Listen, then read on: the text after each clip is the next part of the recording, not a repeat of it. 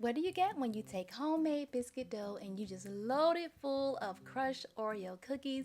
Today on Divas Can Cook, we are making Oreo biscuits. I made these for my kids thinking it would be something fun for homeschool, and we love them. They are so good. I never would have thought that, biscuits and Oreos, but yeah, it works, and I cannot wait to share this with you guys. You ready? Let's go. Okay, so the first thing we're gonna do is we're gonna start with our Oreos. You can use any, brand you want to. Any type of chocolate sandwich cookie will work here. Place them in a plastic bag. We're gonna seal it up, and then my favorite part, we're gonna crush them up until they're nice and fine. You could put them in a food processor, but this is just, it's fun. It's fun doing this part. So once you get them all nice and crushed up, just like this, that looks perfect. We're gonna place these into a bowl, and we're gonna set them aside because we're gonna come back to them a little bit later. Now we're gonna put our biscuits together. All right, so I'm gonna add in some self-rising flour into a large bowl. I'm using white lily because that's the best. I'm gonna add a little bit of sugar to kind of sweeten up the dough, just a little bit. Go ahead and whisk this around. Now, you guys have been asking about my cookbook. Is the cookbook ready? Yes, it's been ready. Go on over there and check it out. Go to my website and check it out. Okay, so that looks good. All that sugar is mixed in. Next, we're gonna add in some super duper cold shortening. Butter flavored shortening. Now, yes, you could use all butter, but there is just something about shortening. Lard and shortening makes the best biscuits. I don't know, that's just the way God made it. I can't help it. You gotta add either some shortening or some lard, okay? I like butter flavored shortening. Okay, that shortening's all mixed in. It's all crumbly like this. That is our cue to add in our super duper cold milk.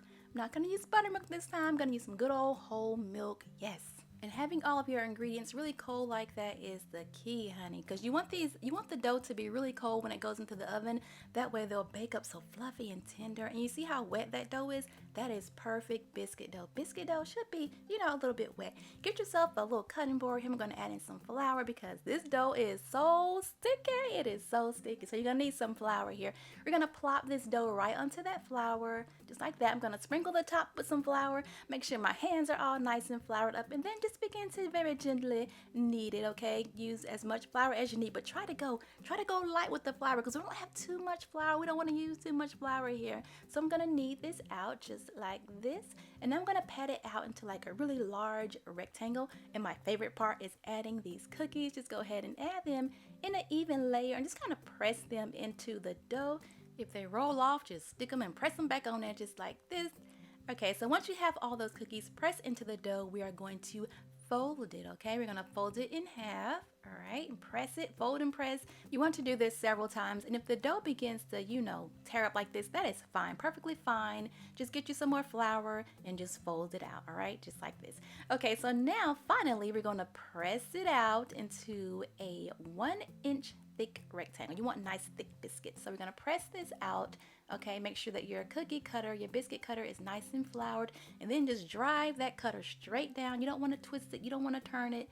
Just drive it straight down into the dough, and look at it, it's so cute, all nice and speckled cookies and cream biscuits. Yeah, so good. Okay, place these into your prepared pan, and then you can just go ahead and proceed with the rest of the biscuits. And once you get down to the last few, you're gonna have to roll your dough and press it back out. Again, these won't look as pretty as the other ones, but they will still taste divine. And here's all of our biscuits in the pan, ready to go into the oven. So we're gonna bake it at 450 for about 12 to 14 minutes. While our biscuits are baking, let's go ahead and make our glaze. I have some powdered sugar in a bowl. I'm gonna add in a little bit of melted butter, or almost melted butter. Dump that in there. And next we're gonna add in some milk just to kind of thin it out a little bit. You don't need a lot of milk. We're gonna stir this around, okay, get everything mixed up, and then I'm gonna add in a little bit of vanilla extract. Dump that on in there. We're gonna stir this up, and next I'm gonna add in just a little teeny tiny pinch of salt. You don't need a lot of salt, just a little bit of salt to kind of, break up the sweetness just a little bit.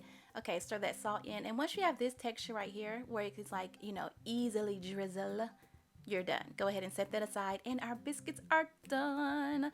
I didn't brush the tops with any milk or cream, so they're not as brown, but that's perfectly fine because we're gonna cover these with melted butter as soon as they come out of the oven. Just douse them with that melted butter, and then we're gonna add on half of the glaze. We're gonna brush the tops with half of the glaze, okay?